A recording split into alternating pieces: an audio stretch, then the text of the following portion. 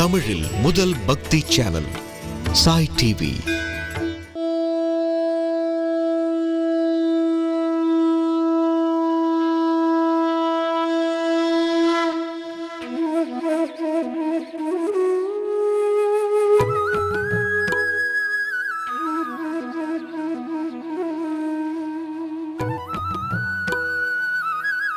ஹரே ராம ராம ராம ஹரே ஹரே, ஹரே கிருஷ்ண கிருஷ்ண கிருஷ்ண ஹரே ஹரே, ஹரே ராம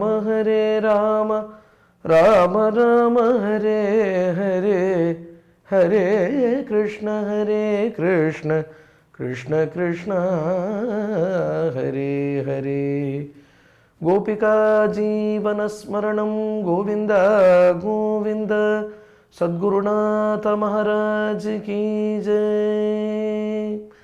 कलये सुंदराकारं सतीकप्रियदर्शनम् अज्ञाननाशकं देवं सद्गुरुं मुरलीधरं मुरलीमण्डितकरकमलं मुनिजनमोहनं व्यत्यस्तपादं मनमालाधारिणं प्रेमभक्तमण्डलनित्यकीर्तितं प्रेमिकवरदम् ஆஸ்ரயேஹம். சாய் டிவி நேயர்களுக்கு என்னுடைய பணிவான நமஸ்காரங்கள்.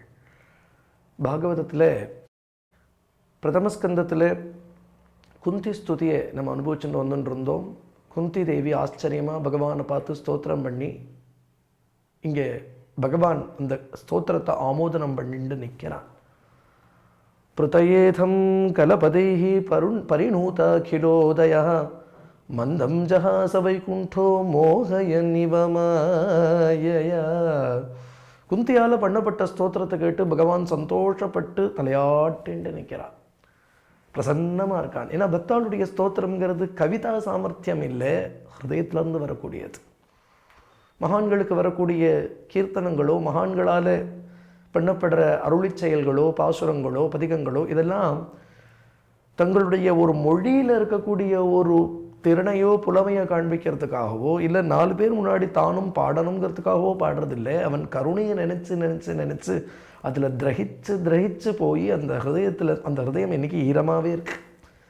அந்த ஹிருதயம் ஈரமாகவே இருக்குது. ஏன்னா பகவானுடைய கருணையை நினச்சி கிரகிச்சு அப்புறம் அதிலிருந்து பிரவகிச்சுட்டு வரக்கூடிய பாவங்கள் தான் நமக்கு பதிகங்களாகவும் ஸ்தோத்திரங்களாகவும் கீர்த்தனங்களாகவும் கிடைக்கிறது. நம்ம குருநாதர் சத்குருநாதர் மகாரண்யம் ஸ்ரீ ஸ்ரீ முரளிதர சுவாமிஜி அழகாக சொல்லுவார், பூமாலை கூட வாடி போயிடும். பகவானுக்கு நம்ம பூமாலை சாத்தணும்னா அந்த பூமாலை வாடி போய்டுறது, ஆனால் பாமாலை வாடுறதே இல்லையே.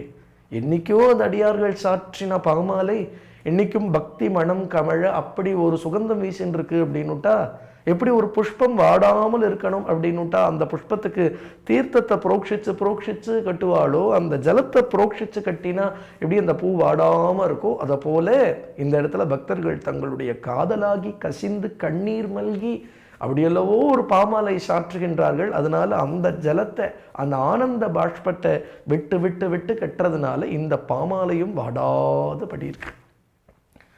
இங்கே குந்தியோடைய ஸ்தோத்திரத்தை அப்படி கேட்டுன்னு இருக்கான். குந்தி சொல்கிறா, எனக்கு பாண்டவர்கள்னும் யாதவர்கள் அப்படின்னும் விசேஷமான ஒரு பற்று உண்டே, அந்த பற்றெல்லாம் அருந்து போகட்டும். ஸ்னேகபாஷமிமம் சிந்தி திருடம் பாண்டுஷு விருஷ்ணிஷு. அற்றது பற்றினில் உற்றது வீடு அப்படின்னு ஆழ்வாருடைய வாக்கும் உண்டு இல்லையா. பற்றுங்கிறது பகவானிடத்துல தான் வேணும். அவன் சரணாப்ஜத்தில் தானே நமக்கு அப்படி ஒரு அச்சஞ்சல ரத்தி வேணும். நமக்கு இது வசதி அது வசதி, இது வேணும் அது வேணும், ஐயோ இவாளுக்கு இப்படி ஆயிடுத்தே இது இப்படி ஆகிடுத்தே, ஏதோ ஒரு அகங்கார மமகாரத்தால் இந்த சரீரத்தில் தான்கிற எண்ணமும் இதை சேர்ந்ததுகளில் என்னுடையது அப்படிங்கிற எண்ணமும் தான் எல்லா நோய்க்கும் காரணம். தாயே தந்தை என்றும் தாரமே மக்கள் என்றும் நோயே பட்டொழுந்தேன்கிறார் இல்லையா. திருமங்கை ஆழ்வார் சொல்கிறார், இப்படி என்னது எப்போ பார்த்தாலும் இப்படி ஏதாவது ஒன்று மேலே போட்டுண்டு இவாளுக்கு இப்படி இருக்கே அவளுக்கு அப்படி இருக்கே, இவாளுக்கு கல்யாணம் ஆலையே அவளுக்கு குழந்தை பிறக்கலையே, இவாளுக்கு இந்த சிரமம் வந்துடுத்து அவளுக்கு அந்த சிரமம் வந்துடுத்துன்னு எதையோ தன்னுடைய ஒரு பாரமாக நினச்சிட்டு இதை பற்றி கவலைப்படுறதே ஒரு ஜீவனமா. அதுக்காக பிறந்திருக்கோம். அழகான மனுஷ ஜென்மா, அதுலேயும் கை கால் எல்லாம் பகவான் சரியாக கொடுத்துருக்கான். நமக்கு ஆயுஷை கொடுத்துருக்கான், புத்தியை கொடுத்துருக்கான், நமக்கு சத்சங்கத்தை கொடுத்துருக்கான், குரு கிருபையை காண்பிச்சு கொடுத்துருக்கான். அப்படின்னுட்டா இல்லையா? அதை பிடிச்சண்டு கரையேறிட வேண்டாமோ? ஒரு கால் இதெல்லாம் கிடைச்சும், இவ்வளவு அனுகூலமான இவ்வளவு அழகான ஒரு ஜென்மா கிடைச்சும் ஒரு தன் கரையேறலை அப்படின்னு நிஜமாவே ஆத்மஹத்தி பண்ணிண்டவன் இவன் தான் அப்படின்னு ஏகாதச ஸ்கந்தம் பாகவதத்தோட 11வது ஸ்கந்தத்திலே பகவான் உத்தமன் இடத்துல இதை சொல்லிட்டு வரான். இவ்வளவு அனுகூலமா ஒருத்தனுக்கு கிடைக்கவே கிடைக்காது. கோட்டி ஜென்மம் புண்ணியம் பண்ணியிருக்கணும் மனுஷனா பொறுக்கிறதுக்கே. அதுலேயும் நமக்கு இவ்வளவு அனுகூலம். சத் சங்கம், அழகான பாரத தேசத்தில் ஜென்மா, நமக்கு சத் சங்கம், நம்மளை சுற்றி சாதுக்கள், நமக்கு பகவான் தான் அடைய வேண்டிய வஸ்துங்கிற சாத்திய நிர்ணயம் ஆயிடுத்து.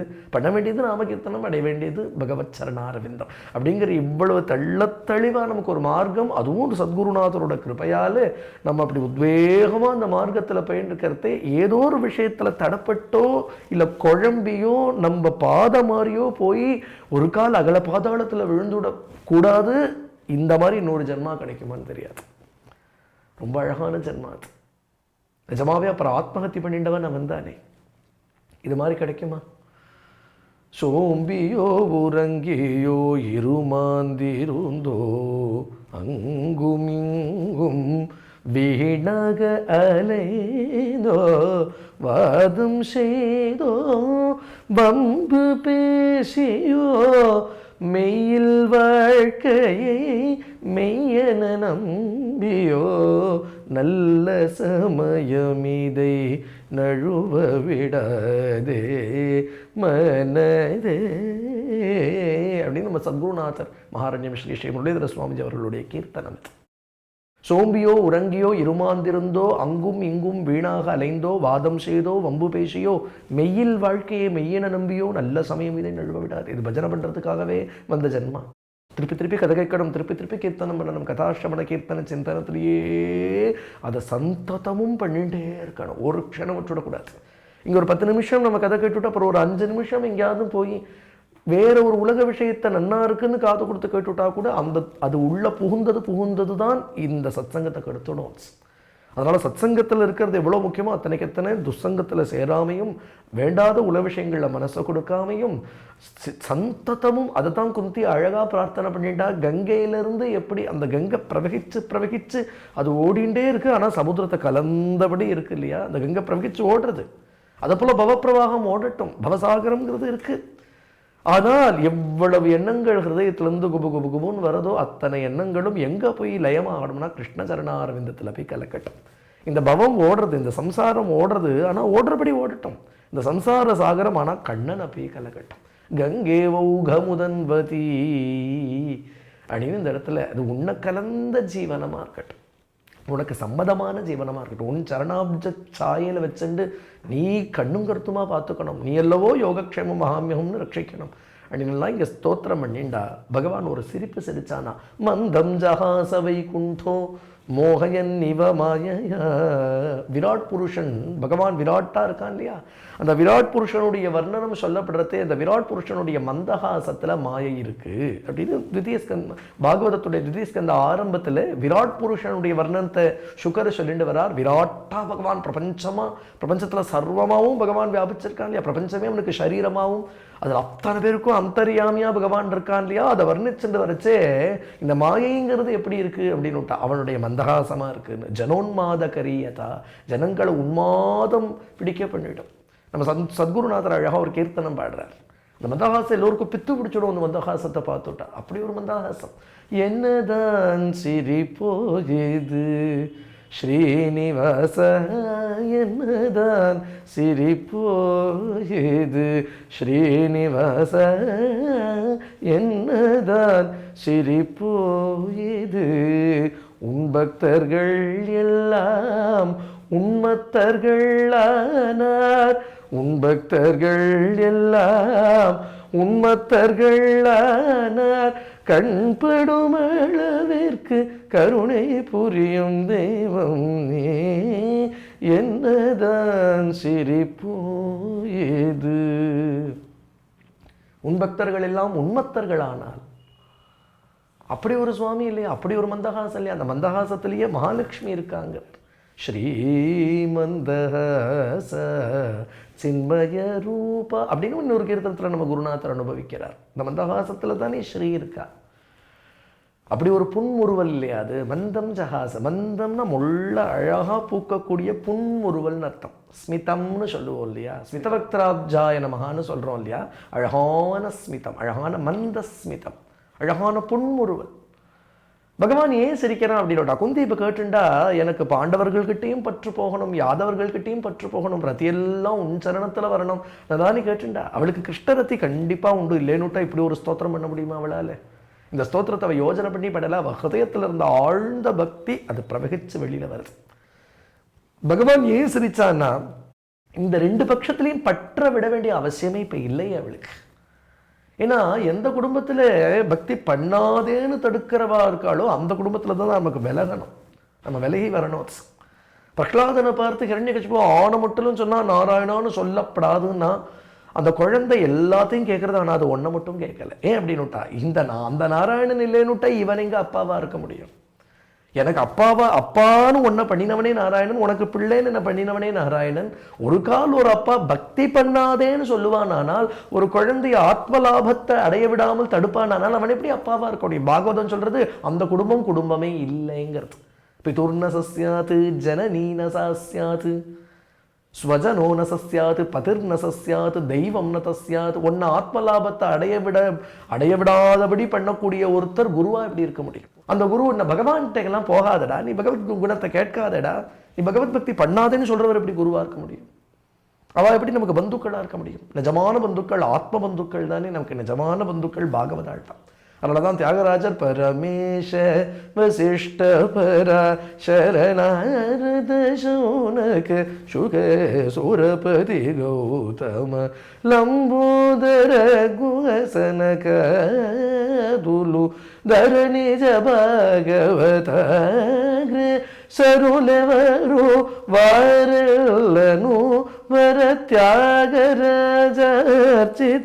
பரம பாதவோ மனச சீதம்மமயம். சீதை தான் எனக்கு அம்மா, ஸ்ரீராமர் தான் எனக்கு அப்பா, பரதலட்சுமண சத்ருக்னால் தான் என்னுடைய சகோதரர்கள், பரமேஷ வசிஷ்ட நாரத சுக சௌனகாதி பாகவதாள் தான் ஆத்ம பந்துக்கள்னார் தியாகராஜ். எந்த பாந்தவியம் நமக்கு பக்தியை வளர்க்குமோ, எந்த சங்கம் நம்முடைய பக்தியை இருமடங்காக்குமோ பன்மடங்காக்குமோ அந்த சங்கம் தான் வேணும். அதுதான் சத் சங்கம்னு பேர். பெரியாழ்வாருக்கு ஆண்டாளே குழந்தையா போயிட்டா, அப்பா பொண்ணு அப்படிங்கிற பாவத்தை காட்டிலும் அந்த இடத்துல சத் சங்கம் இல்லையா?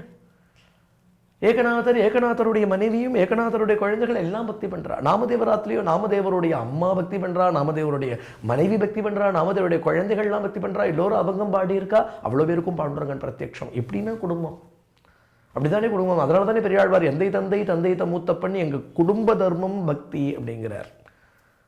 அப்ப இந்த இடத்துல குந்தி கேட்டுக்கிறா, எனக்கு பாண்டவாழ்ட்டையும் யாதவாழ்ட்டையும் பற்று போகணும்னா பற்று போக வேண்டிய அவசியம் இல்லை. ஏன் அப்படின்னா பாண்டவாளும் பக்தாள் யாதவாளும் பக்தாள், பாண்டவர்களும் பரம பாகவதர்கள் யாதவர்களும் பரம பாகவதர்கள் அப்படிங்கிறது இங்கிருந்து கிருஷ்ணரத்தி வளருமே தவிர பரஸ்பரம் பேசிட்டாலும் பாகவதாள் எதை பத்தி பேசிக்க போறா? பாண்டவர்களே பேசிக்கிறா அப்படின்னு அன்னைக்கு வந்தான் இல்லையா, அன்னைக்கு அப்படித்தானே நம்மளை காப்பாத்தினான், அன்னைக்கு அப்படித்தானே சாரத்தியம் பண்ணினான் குதிரையில, அன்னைக்கு அப்படித்தானே தூது போனான், அன்னைக்கு அப்படித்தானே திரௌபதியோடைய மானத்தை காப்பாத்தினான் அப்படின்னு இங்க இதைத்தானே திருப்பி திருப்பி திருப்பி திருப்பி பேசலல்லான்னு பேசிக்க போறா. யாதவாள் பேசினாலும் எதை பேச போற? யாதவ குலம் எப்பேற்பட்ட குலம். யாதவாள் பேசினாலும் வசுதேவர் பேசினாலும் யாரை பத்தி பேச போறார்? தேவகி யாரை பத்தி பேச போறார்? பலராமர் யாரை பத்தி பேச போறார்? இல்லையா? அங்க இருக்கக்கூடிய அத்தனை யாதவ ஜனங்களும் அவளுக்கு ஒரு கண்மணி கண்ணன் தானே. அப்போ யாதவர்களிடத்திலையும் பாண்டவர்களிடத்திலையும் வச்சுக்கிற சங்கம் என்ன பண்ணும்னா அது இன்னும் கிருஷ்ணரத்தியை வளர்க்குமே தவிர கிருஷ்ணரத்தியை குறைச்சுடாதே. அதனால பகவான் இந்த இடத்துல அழகா சொல்றான், அத்தை உனக்கு அதுக்கு அவசியமே இல்லையே, இந்த பற்று இது பற்றியே இல்லையே. அது உலக மக்கள் இடத்துல வைக்கிற உலக பாந்தவியத்தை வைக்கிற பற்று தான் பற்று. அதுக்கு தான் பாசம்னே பேரு. பாசம்னா வழுக்கி விட்டுடும்னே அர்த்தம். ஆனா இது என்ன பண்ணும்னா அடியார்கள் இடத்துல நமக்கு வேணும் சங்கம். அவன் என்ன பண்ணுவானா 10% பக்தியை 100% பண்ணிட்டு போயிடுவா. அதனால இந்த இடத்துல மந்தம் ஜஹாச அப்படிங்கிறதுக்கு அர்த்தம் மோகையன். இவன் லோகத்தையே எந்த ஒரு மந்தஹாசத்தால மோகிக்க பண்ணுறானோ அப்படி ஒரு மந்தஹாசம் பண்ணி அடுத்ததாக அர்த்தையை பார்த்து சொல்றான், அப்படியே ஆகட்டும் அத்தை, தாம் பாடமித்யுபாமந்திர பிரவிஷ்ய கஜசாஹ்வயம் ஸ்ரீயஸ்ச ஸ்வபுரம் யாஸ்யன் பிரேம பிரேம்னா ராஜ்ஞா நிவாரிதா வியாசாத்யைரீஸ்வரேஹாஜ்ஞைः கிருஷ்ணேன அத்புதகர்மணா பிரபோதிதோபீதிஹாசைः நாபுத்யத சுசார்பிதः. அத்தை கிட்டக்க பாடம் அப்படியே ஆகட்டும், நீ என்ன பிரார்த்தனை பண்ணிட்டியோ அதெல்லாம் நடக்கட்டும் அப்படின்னு சொல்லிவிட்டு நேராக ஹஸ்தினாபுரத்துக்கு போகிறான் பகவான். அங்கே அத்தனை பேர்ட்டையும் சொல்லிண்டு கிளம்பலான்னு பார்க்குறான். சத்யவதி, அங்கே குந்தி, திரௌபதி, சுபத்ரே, உத்தரகுமாரி எல்லோரும் இருக்கா. பகவான் எல்லோர்ட்டையும் நான் கிளம்பட்டானா கிளம்பி போயிட்டு வான்னு சொல்கிறதுக்கு யாருக்கு தைரியம்? யாரால சொல்லிட முடியும்? எப்படி அனுப்பிச்சு கொடுத்து விட முடியும்? ஒரு க்ஷணமேனும் அவனை பார்த்துட்டா கூட இல்லையா, குஞ்சா மதுரா, மாலா மதுரா, யமுனா மதுரா, வீச்சீர் மதுரா, அதரம் மதுரம், வதனம் மதுரம், கமனம் மதுரம், ஹசிதம் மதுரம், மதுராதிபதே அகிலம் மதுரம்னு ஒரு க்ஷணம் பார்த்தது தானே, ஒரு க்ஷணம் அவனுடைய சம்பாஷணத்தை கேட்டது தானே. அவனுடைய எதை விளக்க முடியும், எதை மறக்க முடியும் இல்லையா? ஒரு க்ஷணமேனும் அவனை பார்த்துட்டாலும் ஸ்தம்பிச்சு தான் நிற்பா. அப்போ அவன் ஒரு நிமிஷமும் அவளோட பேசி பழகி அவளை லாலனம் பண்ணி இல்லையா, அவன் வரதும் போகிறதும், அவன் இறங்கி உறவாடுறதும் கலந்து பழகிறதும், சையாசனாட்டன விகத்தன போஜனாதிஷுன்னு பின்னாடி இதைத்தானே அர்ஜுனன் சொல்லி அழப்போகிறான். ஒரு தட்டில் சாப்பிட்டு ஒன்னாப்பட்டு கட்டிண்டு அப்படி என்ன லாலனம் பண்ணிட்டு இப்போ சட்டுன்னு கிளம்பி போயிட்டானேன்னு அழறான் அர்ஜுனன். தாங்க முடியலையே, எப்படி தாங்க முடியும்? ஒரு க்ஷணம் நமக்கு சத்சங்கம் கிடைக்கிறது, சத்சங்கத்தில் சாதுக்கள் பகவானை பற்றி பேசுகிறா, அதை கேட்டாலே நம்ம பண்ணுறது. அப்புறம் அந்த சாதுவை பிரியறதே சிரமம். எந்த சாது பகவானை பற்றி பேசினாரோ அந்த சாதுவை பிரியறதே சிரமமாக இருக்குமானால், எந்த பகவானை பற்றி பேசினாரோ அந்த பகவான் கிளம்பி போனால் எப்படி இருக்கும்? அவன் எப்படிலாம் லாலனம் பண்ணியிருப்பான். ஹஸ்தினாபுரம்னா இந்த பாண்டவ குடும்பத்தில் மட்டுமா பழகியிருப்பான்? ஹஸ்தினாபுரத்தில் உள்ள அவ்வளவு குடும்பங்கள்கிட்டனா பழகியிருப்பான். அவ்வளோ பேரும்னா அவனை பார்த்துருப்பான், அவ்வளோ பேரைனா லாலனம் பண்ணியிருப்பான், அவ்வளோ பேரோடைனா அவன் ஆச்சரியமாக சம்பாஷிச்சிருப்பான், அவ்வளோ பேரும்னா மோகிச்ச பெருப்பான் அவனுடைய ரூபத்தை கண்டு. எப்படி அவனை விட்டு பிரிய முடியும்? அதனால பகவான் கிளம்புறேன்னு உடனேயே இந்த இடத்துல பிரேம் நாராஜ்ஞா நிவாரிதா ராஜ்ஞா அப்படின்னுட்டா இந்த இடத்துல தர்மபுத்திரரை சொல்லிட்டு, அவர் தானே இப்போ பட்டாபிஷேகம் பண்ணிட்டு ராஜாவாக இருக்கார். அவர் ரொம்ப பிரேமையோட கண்ணனை தடுத்து நிறுத்துறார். கண்ணா போகாதே, வேண்டாம், இப்போதான் யுத்தம் முடிஞ்சிருக்கு, இன்னும் என் மனசுல இருந்து கிளேசம் போகலை, பல பந்துக்களை வதம் பண்ணிட்டேனோ அப்படின்னு என்னுடைய சுவார்த்தத்துக்காக பல பேரை வதம் பண்ணிட்டு அப்படி ஒரு சிம்மாசனத்தை ஏறி உட்காண்டிருக்கேனோன்னு என் மனசு ஒவ்வொரு நிமிஷம் குத்துறது. என்ன, எனக்கு நீ இருக்கிறது தான் ஆனந்தம், நீ இருக்கிறது தான் ஆஸ்வாசம். உன் முகத்தை கண்டு கண்டு கண்டு தான் உன்னுடைய சம்பாஷணமும் உன்னுடைய லாலனமும் உன்னுடைய அருகாமையும் இதுதான் எனக்கு ஒரு ஆஸ்வாசத்தை கொடுக்கறது கண்ணா. அதனால இந்த க்ஷணம் இப்போ நீ என்னை விட்டு போகக்கூடாது, கொஞ்ச நாள் இங்கே இருந்துட்டு போ அப்படின்னு இங்கே தர்மபுத்திரர் தடுக்கவே இந்த இடத்துல கண்ணனும் அங்கே இருக்கான், சம்மதிச்சு இருந்துருக்கான். ஒரு நாள் தர்மபுத்திரர் காலம்பர பிரம்ம முகூர்த்தத்தில் கண்ணனை பார்க்கணும்னு கண்ணன் எந்த பவனத்தில் தங்கியிருக்கானோ அந்த பவனத்துக்கு வரார் தர்மபுத்திரர். கண்ணனும் ஆழ்ந்த தியானத்தில் இருக்கான். ஆழ்ந்த தியானத்தில் கண்ணன் இருக்கான். வாசல்ல சாத்தியகி அப்படிங்கிற யாதவ மந்திரி கண்ணனுடைய கூட இருப்பான். சாத்தியகியும் உத்தவனும் தான் கூடவே இருப்பா பகவானோட. சாத்தியகி வாசல்ல நின்றுட்டு இருக்கார். தர்மபுத்திரர் கேட்கிறார், சாத்தியகி நம்ம கிருஷ்ணன் எங்க அப்படின்னு கேட்டார். சாத்தியகி பதில் சொல்றார், அண்ணா உங்களுக்கு தெரியாதா, உள்ள கண்ணன் தியானம் பண்ணிட்டு இருக்கான். உடனே தர்மபுத்திரருக்கு இப்ப என்னன்னா, தன்னுடைய மனசுல இருக்கிற கிளேசம் குழப்பம் அதெல்லாம் கொஞ்சம் ஒதுக்கி வச்சுட்டு இப்ப அவருக்கு வேற ஒரு சிந்தனை வந்துடுது. அவர் வந்ததே கண்ணனிடத்துல பேசி கொஞ்சம் சமாதானத்தை அடையிறதுக்காக தான் வந்தார். ஆனா எந்த விஷயத்துக்காக வந்தாரோ அது மறந்து படுத்தவருக்கு. அவர் சித்தத்தில் இப்ப என்ன ஒரே குழப்பம்னா, கண்ணன் யார தியானம் பண்றான். ஏன்னா அவன்னா தியானம் பண்ணப்பட வேண்டிய வஸ்து இல்லையா? நாராயண பரோத்யாதா தியானம் நாராயண பரஹான்னு இல்லையா? அவனல்லவோ தியானம் பண்ணப்பட வேண்டிய வஸ்து. அப்படிப்பட்ட நாராயணன்னு தெரியும், அப்படிப்பட்ட பகவான்னு தெரியும், அவன் தான் சர்வகாரண வஸ்துன்னு தெரியும். அவனுக்கு மேல்பட்ட ஒருத்தர் இல்லை, அவனுக்கு சமமா ஒருத்தர் இல்லை, அவனை போல ஒருத்தர் இல்லை. ச ஏகா அப்படின்னு வேதமே சொல்றது, அவன் ஒருவனே தான். அப்படிப்பட்ட இருப்பு இல்லையா? அந்த இருப்பை தான் இருப்புன்னு நம்ம சாஸ்திரம் சொல்றது. பாக்கி எல்லாம் அதுல தெரியற மித்திய இல்லையா? அதுதான் சத்தியம். அப்படிப்பட்ட கண்ணன் யாரு தியானம் பண்றான்? அவனுக்கு மேற்பட்ட ஒருத்தர் இருக்கிறதா தெரியலையே. அவன் தியானம் பண்றாப்புல யார் இருக்கா அப்படின்னே மனசுல சிந்தனை. இவர் என்ன பண்ணினார், வாசல்ல உட்காந்து கண்ணனை தியானம் பண்ண ஆரம்பிச்சார். கண்ணன் பார்த்தான், தன் தியானத்துல தன்னை யாரோ தியானம் பண்றாங்கிறது தெரிஞ்சது. உடனே தன் தியானத்தை முடிச்சுட்டு வாசல்ல ஓடோடி வந்து பார்த்தா தர்மபுத்திரர் உட்கார்ந்துருக்கார். கண்ணனே கிருஷ்ணனே தர்மபுத்திரரை அண்ணான்னு கூப்பிடுவானா. கண்ணன் கேட்கிறான், அண்ணா நீங்க எப்போ வந்தேன்னு கேட்கிறான். தர்மபுத்திரர் சொல்றார், அதெல்லாம் இருக்கட்டும்ப்பா, நீ யாரையோ சிந்தனை பண்ற, நீ யாரையோ தியானம் பண்ற, எனக்கு இப்போ அதுதான் கேட்கணும். யாரை தியானம் பண்ணிட்டு இருக்கே நீ? கிருஷ்ணன் சொல்றான், ஏன் எனக்கு யாரும் தியானம் பண்றதுக்கு இல்லைன்னு நினைச்சுட்டு இருக்கேளா? பாராமா பாகவதாள் உண்டே, பிரஹ்லாத நாரத பராசர புண்டரீக வியாச அம்பரீஷ சுகசௌனக பீஷ்மதால்பியான், இவாள்லாம் தான் என்ன தியானம் பண்ணிட்டு இருக்கான்னு நினச்சிட்டு இருக்கா? நானும் அவளை தான் தியானம் பண்ணிட்டு இருக்கேன். பரமபக்தன் பகவானை பிடிச்சுக்கிறத போல பகவானுக்கும் எது கதி அப்படின்னுட்டா பக்தாள் தானே கதி. பக்தாள்லாம் பகவான் பகவான் பகவான் பகவான் பகவான் பகவான் அப்படின்னு இங்கே கூப்பிட்டு கூப்பிட்டு கூப்பிட்டு கூப்பிட்டு ஆஹ்வானம் பண்ணி வேகர ராமர சீதா ராமர பரமபக்தாள் தானே இறங்கி வரான். அங்கே சபரி தியானம் பண்ணிட்டு இருக்கான், அங்கே குஹன் காத்துன்னு இருக்கான், அங்கே சுக்ரீவன் காத்துன்னு இருக்கான், அங்கே பரத அங்கே விபீஷணன் காத்துன்னு இருக்கான் அப்படின்னுட்டா இப்போ பட்டாபிஷேகத்தை கூட தள்ளிட்டு ராவணனும் காத்துன்னு இருக்கானே, ராவணனும் பக்தன் தானே, ஜெயா விஜயாள்ல ஜெயன் தானே ராவணன், அவனும் பதத்தை எதிர்பார்த்து காத்துன்னு இருக்காங்கிற பர்யந்தம் அங்கே அத்தனை பக்தாளுக்கு வேணுங்கிறத கொடுக்கறதுக்கு தானே ஒரு கல்ப விருட்சம் நடந்து போகிறது. அயோத்தியிலிருந்து பட்டாபிஷேகத்தை கூட விட்டுட்டு பிரபு நடந்து போகிறாரு. இவ்வளோ பக்தாளுக்காக தானே, இல்லைன்னா தெய்வம் சர்வசாட்சியாக இருந்துன்னு இருக்கும். பக்தாளோட பக்தி தான் பகவானை அப்படி உலுக்கி கலப்பறது. இல்லைன்னா ஆண்டாள் கூட்டா மதுசூதனன் நம்பி வந்து கைத்தலம் பற்ற கணா கண்டேன் தோழின்னு அவ கணா காணலேன்னுட்டா எங்கேருந்து ரங்கநாதர் வந்திருப்பார்?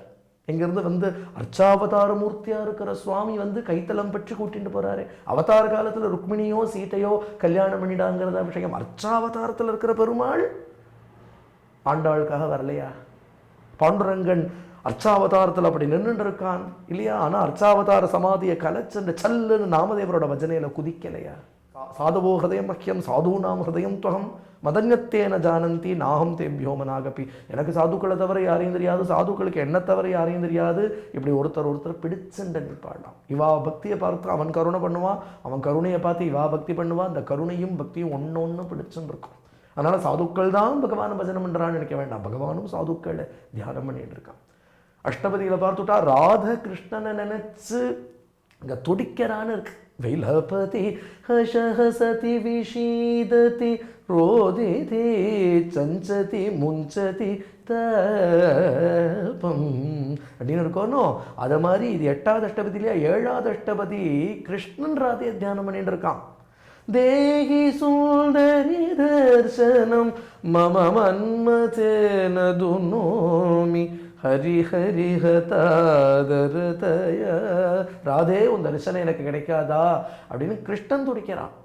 10வது அஷ்டபதியிலையும் அந்த சഖி ராதை கிட்ட சொல்றா, லூட்டதி தரணி சயனே ராதே பகுவிலபதி தவ நாம. ராதே கிருஷ்ணன் உன் நாமத்தை சொல்லிண்டு அப்படியே உருண்டுன்னு இருக்காண்டி அப்படின்னு ஒரு சഖி ராதை கிட்டக்க போய் சொல்றான். ராமாயணத்திலையும் சீதை சுந்தரகாண்டத்தில் அப்படி ராம தியானம் பண்ணிட்டு இருக்காங்கிறத பார்க்குறோம் இல்லையா? ராமர் எவ்வளவு தியானம் பண்ணுறாரு சீதை. கிஷ்கிந்தா காண்டத்துடைய ஆரம்பத்தில் பார்த்துட்டா அந்த பிரசரவணகிரி குகையில் உட்காந்து அப்படியே சீதா தியானம் பண்ணிட்டு இருக்கார். உத்தம பக்தாள் பகவான் தான் நினைக்கிறான்.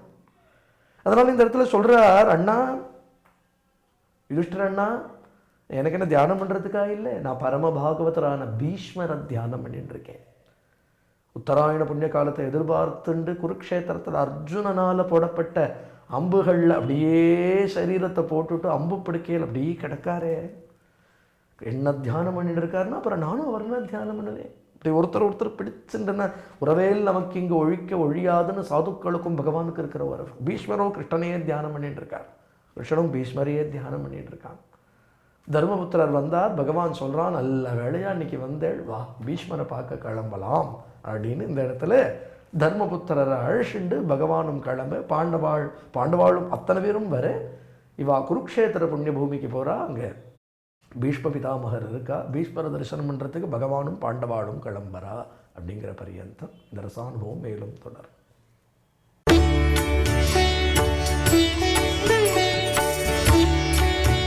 தமிழில் முதல் பக்தி சேனல் சாய் டிவி.